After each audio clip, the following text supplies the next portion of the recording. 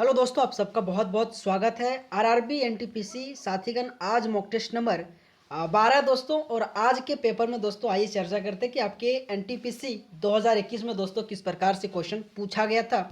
तो साथीगण पहला क्वेश्चन है कि अभावजन्य रोगों के संदर्भ में रिकेट्स जो कि किसके कारण से होता है और किसकी कमी से होता है। तो अगर मैं रिकेट्स की बात करूं तो दोस्तों इस क्वेश्चन का आंसर विटामिन डी की कमी से होता है, जो आपके एग्जाम में एनटीपीसी 2021 में ये क्वेश्चन पूछा गया था। अगर मैं विटामिन बी 12 की बात करूं साथीगण तो इसका रासायनिक नाम साइना कोबलामिनी, जो आपके एग्जाम में बहुत इंपॉर्टेंट है और हमेशा विटामिन से संबंधित उनके रासायनिक नाम आपके एग्जाम में पूछा जाता है। अगर मैं विटामिन सी की बात करूं साथीगण तो आपके एस्कॉर्बिक एसिड, जो आपको ध्यान देना आपके एग्जाम में पूछा गया था। अगर साथीगण में विटामिन डी की अगर रासायनिक नाम की बात करूं तो आपके कैल्सीफेरॉल, जो बहुत इंपॉर्टेंट है, और साथ ही विटामिन ई आपके टोकोफेरल, ये दोनों में बहुत कंफ्यूजन होता है। तो आपको साथीगण याद रखना है कि विटामिन डी का रासायनिक नाम आपको याद रखना है कैल्सीफेरॉल, और विटामिन ई का अगर मैं रासायनिक नाम की बात करूं तो टोकोफेरल। आपको ध्यान देना है, हमेशा आपके एग्जाम में रासायनिक नाम से संबंधित ये दो क्वेश्चन बार बार पूछा जाता है। अगर मैं विटामिन ए की बात करूं तो इनका रासायनिक नाम रेटिनॉल, ये भी पॉइंट आपको ध्यान देना दोस्तों। अगर साथीगण आप सबके लिए एक बहुत बड़ी खुशखबरी है कि अगर आप आरआरबी एनटीपीसी की तैयारी कर रहे हैं दोस्तों, तो अगर आपको पॉलिटी में दिक्कत है दोस्तों तो आपके 2016 से लेकर 2021 तक दोस्तों जितने भी आपके पॉलिटी का क्वेश्चन पूछा गया था, हर एक दोस्तों टॉपिक को कवर करते हुए उनका क्वेश्चन दोस्तों कंपाइलेशन करके मैंने एक ई बुक तैयार किया दोस्तों, जो मात्र 11 रुपये का है दोस्तों। मैं उम्मीद करता हूं हर एक टॉपिक का दोस्तों क्वेश्चन मैंने डाला, और किस तरीके से क्वेश्चन है दोस्तों मैं आपको ये भी दिखाने वाला हूं दोस्तों। तो दोस्तों अगर आपको इस टॉपिक पूरा रिवीजन करना दोस्तों, पूरा प्रीवियस ईयर आपके 2016 से लेकर 21 तक, तो दोस्तों मात्र 11 रुपये लगेगा। इस नंबर पे आप फोन पे या गूगल पे दोस्तों करके, इसी नंबर पे दोस्तों व्हाट्सअप में आप हाय लिखें या फिर उसमें भेजिए दोस्तों, ऑटोमेटिक आपको पीडीएफ दोस्तों मिल जाएगा, ठीक है। लेकिन दोस्तों आइए थोड़ा दिखाते हैं कि इस पीडीएफ में किस प्रकार से क्वेश्चन डाला गया है, ठीक है। देखो दोस्तों, अगर आपको अनुच्छेद से संबंधित अगर क्वेश्चन देखना है तो जितने भी क्वेश्चन आपके आर्टिकल से पूछा गया था, हर एक क्वेश्चन पहले आर्टिकल से सिस्टमेटिक तरीके से डाला गया इस पीडीएफ में। अगर साथीगण आपको मौलिक अधिकार से प्रॉब्लम है ना, तो मौलिक अधिकार से हर एक प्रकार से सिस्टमेटिक तरीके से क्वेश्चन डाला गया है, आने की दोस्तों आपके लिए बहुत इंपॉर्टेंट है। करीब 250 क्वेश्चन है दोस्तों, जो आपके एनटीपीसी 2016 से लेकर 2022 आने की 2022 की सीबीटी 2 का भी क्वेश्चन उसमें डाला गया दोस्तों। आपके एग्जाम के लिए बहुत इंपॉर्टेंट होने वाला है। संसद से दोस्तों जितने भी क्वेश्चन पूछा गया था, संसद से संबंधित आपके एग्जाम के लिए हर एक क्वेश्चन उसमें डाला गया है दोस्तों। मैं उम्मीद करता हूँ ये बहुत इंपॉर्टेंट आपके एग्जाम के लिए दोस्तों, आपके एनटीपीसी के लिए होने वाला है। आप दोस्तों यहाँ से भी आप स्कैन करके मार सकते हैं। व्हाट्सअप नंबर दिया गया दोस्तों, वहाँ पे फ़ोन पे कीजिए, गूगल पे कीजिए, और दोस्तों स्क्रीनशॉट वहाँ शेयर कीजिए दोस्तों, ऑटोमेटिक आपको वहाँ से पीडीएफ मिल जाएगा दोस्तों। रिवीजन करिए दोस्तों, बहुत इंपॉर्टेंट है आपकी ये पॉलिटी का ई बुक है दोस्तों, है ना।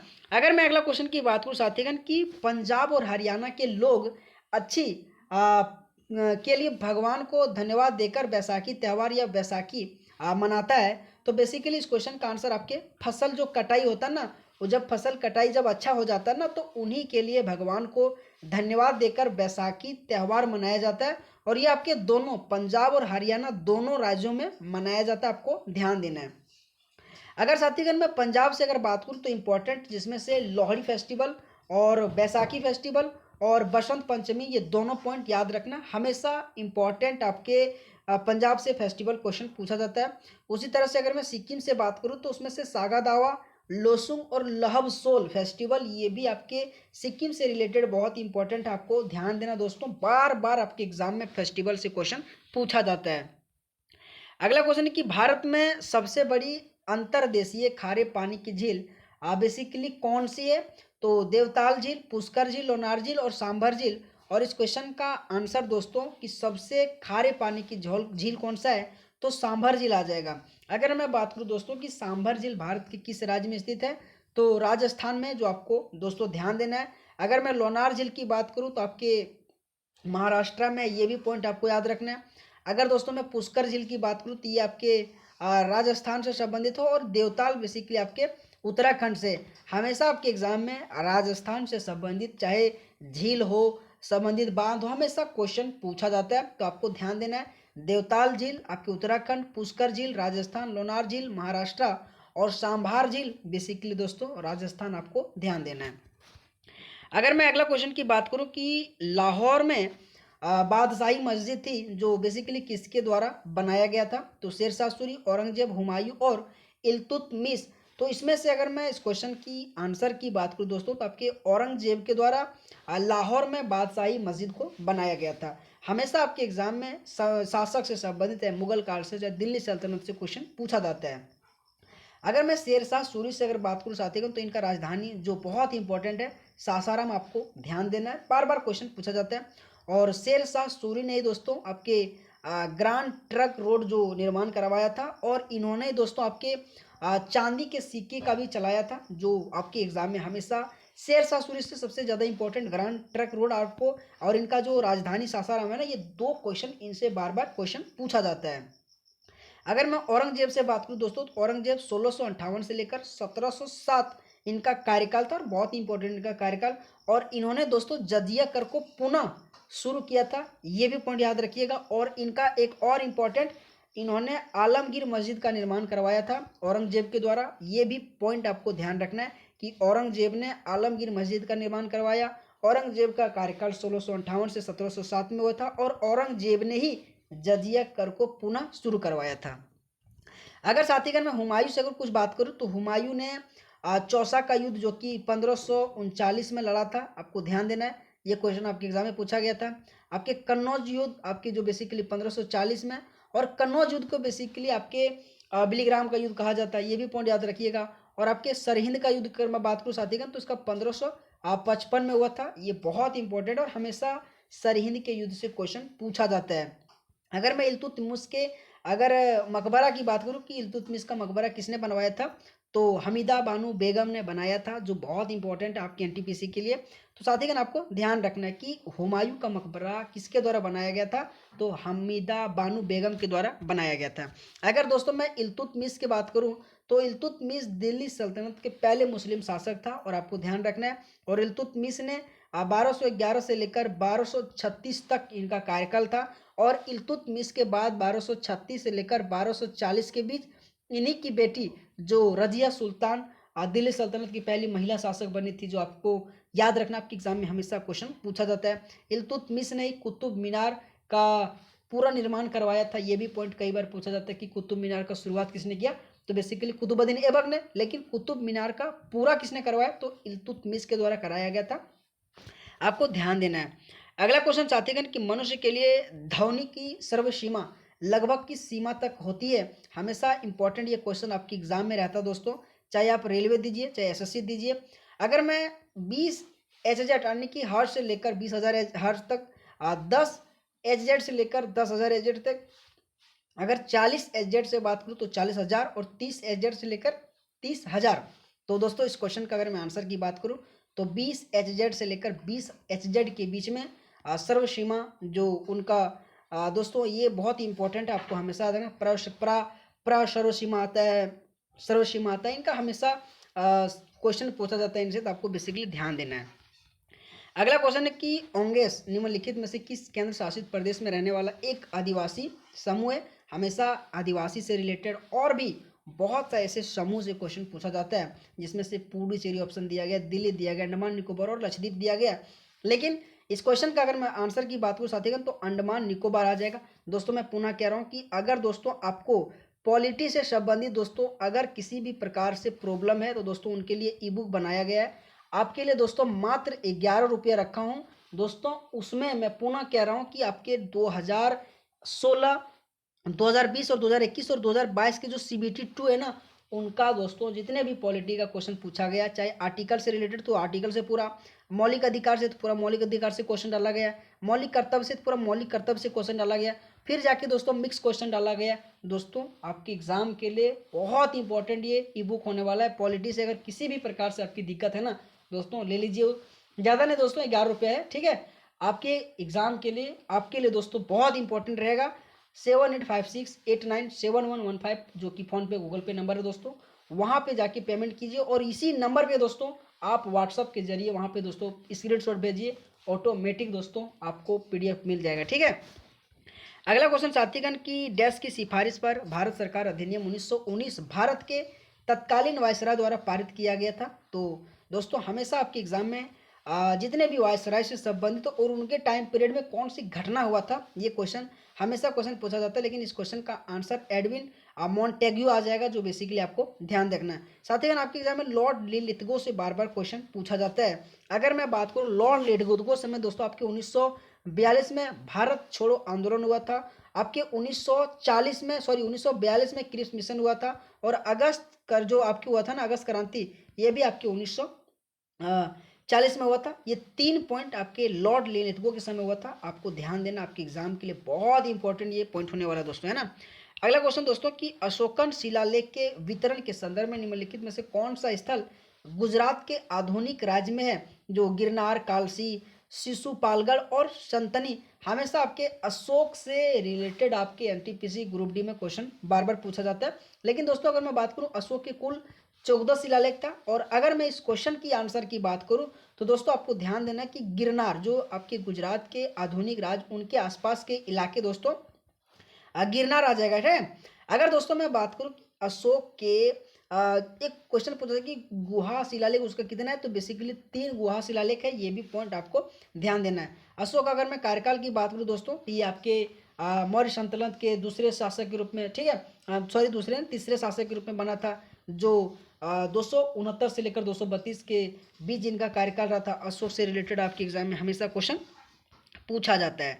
अगला क्वेश्चन है कि रोजगार के स्तर को बढ़ाना, गरीबी को कम करना और आत्मनिर्भरता को प्राप्त करने के लिए उद्देश्य से 1974 से 1979 तक की अवधि के लिए भारत की कौन सी पंचवर्षीय योजना तैयार किया गया था। दोस्तों अगला जो ई बुक बनेगा ना आपकी स्टेटिक के लिए बनेगा, ठीक है। उसमें से पंचवर्षीय योजना का जितना क्वेश्चन पूछा गया एक सिस्टमेटिक तरीके से, फेस्टिवल से जितना क्वेश्चन पूछा गया एक सिस्टमेटिक तरीके से, सेंसस से जितना क्वेश्चन पूछा गया एक सिस्टमेटिक तरीके से, दोस्तों जिस तरह से पॉलिटी का बनाया गया ना उसी तरह से आपके स्टेटिक का भी बनाया जाएगा। केवल दोस्तों मेरे पे उम्मीद रखिएगा और इस क्लास को भी पढ़ते रहिएगा, ठीक है। और ई बुक को भी लेता चला जाइएगा दोस्तों। बहुत ज़्यादा नहीं ले रहा हूँ, 11 रुपया ले रहा हूँ। क्वेश्चन को ढूंढ ढूंढ के छाटता हूँ दोस्तों। पूरा करीब 250-200 मॉक टेस्ट है दोस्तों, उसमें से क्वेश्चन छाटते हैं, उसका स्क्रीनशॉट मार के दोस्तों क्या करते हैं, कॉपी करके दोस्तों फिर जाके पीडीएफ बनाते हैं दोस्तों। बहुत मेहनत लगता है। मात्र 11 रुपये ले रहे हो दोस्तों, आपको खोजना नहीं पड़ेगा, आपको मिला और बना बनाई दोस्तों मात्र 11 रुपये में मिल जाएगा, ठीक है। अगर दोस्तों मैं इस क्वेश्चन का आंसर की बात करूँ तो पंचम पंचवर्षीय योजना आ जाएगा, ठीक है। कि 5वीं पंचवर्षीय योजना का ही कार्यकाल बेसिकली 1974 से 1979 तक रहा था। और ये बहुत इंपॉर्टेंट है, हमेशा इनसे क्वेश्चन पूछा जाता है। प्रथम पंचवर्षीय योजना आपके 1951 से 56 के बीच में एग्रीकल्चर पे आधारित था, हैराडोमर मॉडल पे आधारित था, जो आपके एग्जाम के लिए बहुत इंपॉर्टेंट है। द्वितीय पंचवर्षीय योजना आपके 1956 से 61 के बीच था, जो महालोबिस मॉडल पे आधारित था। उद्योग पे बेसिकली ये फोकस था। अगर मैं तृतीय पंचवर्षीय योजना की बात करूँ तो आपके 1966 से लेकर 61 के बीच में था। और बहुत इंपॉर्टेंट ये आपके एग्जाम के लिए हमेशा क्वेश्चन पूछा जाता है, ठीक है। 1961 से 66, ठीक है, कि तृतीय पंचवर्षीय योजना बेसिकली 1961 से 66 में। और सबसे अगर मैं विफल पंचवर्षीय योजना की बात करूं तो आपके तृतीय पंचवर्षीय योजना था, आपको ध्यान देना है। अगला क्वेश्चन साथीगण कि बौन गीत जो मुख्य रूप से लोकगीत का एक रूप है, कौन से राज्य में मनाया जाता है। तो बौन गीत अगर मैं बात करूं साथीगण ये बहुत इंपॉर्टेंट है, तो असम में मनाया जाता है, आपको ध्यान देना है। अगला क्वेश्चन साथीगण कि विकलांग श्रद्धा के दौर किस प्रसिद्ध लेखक की एक कृति है। ये जितने भी दोस्तों नाम लाया हूँ ना, ये बहुत बड़े बड़े नाम हैं। अगर मैं इस क्वेश्चन का आंसर की बात करूं तो हरिशंकर परसाई के द्वारा विकलांग श्रद्धा का दौर पुस्तक लिखा गया था। अगर मैं खुशवंत सिंह की बात करूं, खुशवंत सिंह की, तो खुशवंत सिंह से हमेशा आपके एग्जाम में क्वेश्चन पूछा जाता है। तो अगर मैं बात करूं साथीगण तो बहुत इंपॉर्टेंट है, ट्रेन टू पाकिस्तान इन्हीं का बुक है, जो हर एक मेरे साथीगण को पता होगा कि ट्रेन टू पाकिस्तान खुशवंत सिंह के द्वारा लिखा गया था।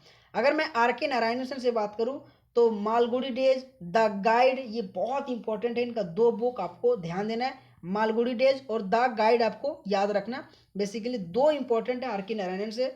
और अटल बिहारी वाजपेयी जी से भी बहुत इंपॉर्टेंट है, मेरी 51 कविता, अमर बलिदान, संसद में 3 शतक और सेक्युलरवाद, ये बहुत इंपॉर्टेंट है कि सेक्युलरवाद जो बुक है ना, किसके द्वारा लिखा गया था, तो अटल बिहारी वाजपेयी के द्वारा लिखा गया था। ट्रेंड टू पाकिस्तान सुषवंत सिंह के द्वारा, आर के नारायण, मालगुडी डे जाएगा, गाइड आ जाएगा, ये पुस्तक किसके द्वारा लिखा गया था, तो आर के नारायणन के द्वारा लिखा गया था। और हरिशंकर परसाई के द्वारा विकलांग श्रद्धा का दौर, ये पुस्तक लिखा गया था।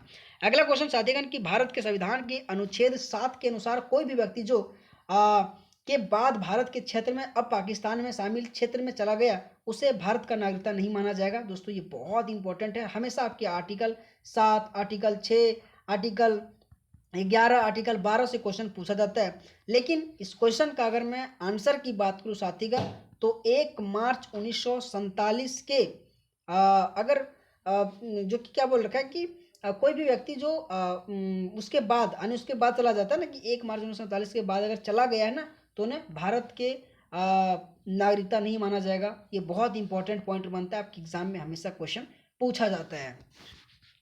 अगला क्वेश्चन है कि भारतीय संविधान का कौन सा अनुच्छेद पंचायतों की शक्तियों, प्राधिकार और उत्तरदायित्व से संबंधित है। हमेशा इनसे क्वेश्चन पूछा जाता है कि 243 जी जो बेसिकली पंचायत की शक्तियों, प्राधिकार और उत्तरदायित्व से संबंधित है। हमेशा आपके पंचायत से रिलेटेड क्वेश्चन पूछा जाता है कि 11वां अनुसूची में पंचायती राज से संबंधित है, और 11वां अनुसूची में ही संशोधन हुआ जो कि 73वां संविधान संशोधन अधिनियम 1992 में, जो बहुत इंपॉर्टेंट है, भाग 9 में पंचायती राज्य से संबंधित है। उसी तरह से ग्राम पंचायत से आपके एग्जाम में क्वेश्चन पूछा जाता है कि आर्टिकल 40 में ग्राम पंचायत के बारे में वर्णन किया गया। कहीं ना कहीं दोस्तों आपके एग्जाम के लिए बहुत इंपॉर्टेंट ये क्लास होने वाला है, और हमेशा क्वेश्चन इनसे पूछा जाता है, और ये हर एक क्वेश्चन आपकी प्रीवियस ईयर है। भारतीय रिजर्व बैंक के केंद्रीय बोर्ड में किसी भी समय अधिकतम पूर्णकालिक डिप्टी गवर्नर जो कि कितना हो सकता है, 4, 2, 5, 3। और दोस्तों अगर मैं इस क्वेश्चन की आंसर की बात करूं तो 4 अधिकतम पूर्णकालिक डिप्टी गवर्नर हो सकता है। आपको ध्यान रखना, आरबीआई बेसिकली बहुत इंपॉर्टेंट है। 1934 एक्ट, 1935 से स्थापना, और 1949 इसका राष्ट्रीयकरण, ये बहुत इंपॉर्टेंट आपको दोस्तों याद रखना है। अगला क्वेश्चन है कि यदि चालक का प्रतिरोध दोगुना कर दिया तो उसका उष्मा भी क्या होगा, तो दोस्तों दोगुना, अपवर्तित, आदि और शून्य। अगर किसी भी चालक का प्रतिरोध अगर दोगुना किया जाएगा साथीगण, तो उसका उष्मा भी क्या हो जाएगा, तो दोगुना हो जाएगा, आपको ध्यान देना है। अगला क्वेश्चन साथीगण कि पादपों की कार्बन और ऊर्जा की आवश्यकताएं निम्नलिखित में से किस प्रक्रिया से पूरी होती है। अवशोषण से, स्थानांतरण से, वाष्पोत्सर्जन से, प्रकाश संश्लेषण से। अगर मैं इस क्वेश्चन की आंसर की बात करूं साथीगण, तो प्रकाश संश्लेषण से पादपों की कार्बन और ऊर्जा की आवश्यकताएं प्रक्रिया पूरी होती है, जो बहुत इंपॉर्टेंट है। हमेशा साइंस से इस तरीके से आपके एग्जाम में क्वेश्चन बार बार देखा जाता है। लेकिन दोस्तों बहुत ऐसे मेरे साथीगण को क्वेश्चन नहीं आता है, ठीक है। तो आपको अगर इस क्लास का पीडीएफ चाहिए तो जोश एग्जाम मैग्नेट टेलीग्राम चैनल में जाकर जुड़िएगा, वहाँ इस क्लास का पीडीएफ अपलोड कर दिया जाता है। अगला क्वेश्चन है कि निम्नलिखित में से कौन सा तत्व प्रकृति में सबसे अधिक धात्विक है, तो बेरियम इस क्वेश्चन का आंसर आ जाएगा। बहुत ही इंपॉर्टेंट ये क्वेश्चन दोस्तों। अगला क्वेश्चन है कि भारत की पहली मानव युक्त अंतरिक्ष उड़ान का क्या नाम है, तो गगनयान आ जाएगा। ये भी आपके एग्जाम के लिए बहुत इंपॉर्टेंट है। अगर मैं अगला क्वेश्चन की बात करूँ दोस्तों कि गाटा GATT का उत्तराधिकारी बेसिकली कौन सा संगठन रहा, ILO, ECO, SOC, अंगटाड, WTO। और दोस्तों अगर मैं इस क्वेश्चन का आंसर की बात करूँ ना, तो बहुत इंपॉर्टेंट है WTO, जिनका मुख्यालय आपके जेनेवा, जो बहुत इंपॉर्टेंट है, बार बार क्वेश्चन पूछा जाता है। WTO मुख्यालय जेनेवा। ILO का मुख्यालय कहाँ है, इंटरनेशनल लेबर ऑर्गेनाइजेशन का कहाँ है, आपको कमेंट बॉक्स में आंसर करना, ठीक है, कि इंटरनेशनल लेबर ऑर्गेनाइजेशन का मुख्यालय कहाँ है, आपको कमेंट बॉक्स में आंसर करना। ओके मेरे दोस्तों।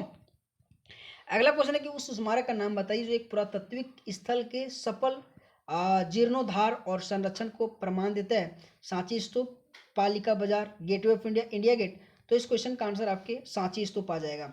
हमेशा आपके सांची स्तूप से क्वेश्चन पूछा जाता है कि 1989 में से यूनेस्को में शामिल किया गया था। अगर मैं गेटवे ऑफ इंडिया की बात करूं तो जॉर्ज विटेट के द्वारा इसे डिज़ाइन किया गया था। और अगर मैं इंडिया गेट की बात करूं तो आपके लुटियंस के द्वारा डिज़ाइन किया गया था। हमेशा ये दो इंपॉर्टेंट आपके गेटवे ऑफ इंडिया और इंडिया गेट से डिजाइनर से क्वेश्चन पूछा जाता है, आपको ध्यान देना है। अगला क्वेश्चन साथीगण कि उस प्रमुख नदी का नाम बताइए जो केंद्र शासित प्रदेश दादर और नगर हवेली से होकर बहती है। पिंजाल, नर्मदा, दमन गंगा और पार। और दोस्तों इस क्वेश्चन का आंसर दमन गंगा है, जो आपके दादर और नागर हवेली से होकर बहता है। हमेशा आपके नर्मदा से क्वेश्चन पूछा जाता है। जो आपके हाथीना और आपके यूरी दो इनके सहायक नदी है। अगर मैं इनका उद्गम की बात करूँ तो अमरकंटक के पहाड़ी से निकलता है और इन्हें एमपी का लाइफ लाइन भी कहा जाता है, आपको ध्यान देना है। तो साथियों आप सबको क्लास कैसा लगा, और दोस्तों अगर आप सबको क्लास अच्छा लगा हो तो आप सबसे रिक्वेस्ट है वीडियो को जरूर लाइक करना, ठीक है। लेकिन दोस्तों आप सबके लिए एक बहुत ही बड़ी खुशखबरी दोस्तों, है ना, जो दोस्तों मैं पुनः कह रहा हूँ, है ना, कि अगर दोस्तों आप सबको आरआरबी एनटीपीसी के लिए 2016 से लेकर 2021 तक अगर आपको पॉलिटी का दोस्तों टॉपिक वाइज दोस्तों मैं आपके लिए टॉप 250 क्वेश्चन बनाया हूं, जिसमें से हर एक क्वेश्चन आपकी प्रीवियस ईयर है 2021 और 2022 और 2020 और 2016 का जितने भी दोस्तों पेपर हुआ था उनसे क्वेश्चन छांट कर दोस्तों बनाया हूं, है ना। कुछ नहीं करना दोस्तों, मात्र आपको 11 रुपया पेमेंट करना, ठीक है। और इसी मोबाइल नंबर में दोस्तों व्हाट्सअप के जरिए आप सेंड करना, ठीक है, स्क्रीनशॉट को। फिर जाके दोस्तों वहां से मैं पीडीएफ को भेज दूंगा, ठीक है। दोस्तों मैं पुनः कह रहा हूँ कि यहाँ का जो कंटेंट है दोस्तों बहुत फ्रेश कंटेंट बनाया गया, ठीक है, जिसमें से आप देख सकते हैं, ठीक है। आर्टिकल से देखो दोस्तों हर एक सिस्टमेटिक तरीके से क्वेश्चन है, आपके मौलिक अधिकार से सिस्टमेटिक तरीके से क्वेश्चन है, आपके संसद से देखो दोस्तों सिस्टमेटिक तरीके से क्वेश्चन है दोस्तों, बहुत मजा आएगा, ठीक है। तो दोस्तों आप सबका बहुत बहुत धन्यवाद दोस्तों, थैंक यू सो मच आप सभी मेरे साथीगण का।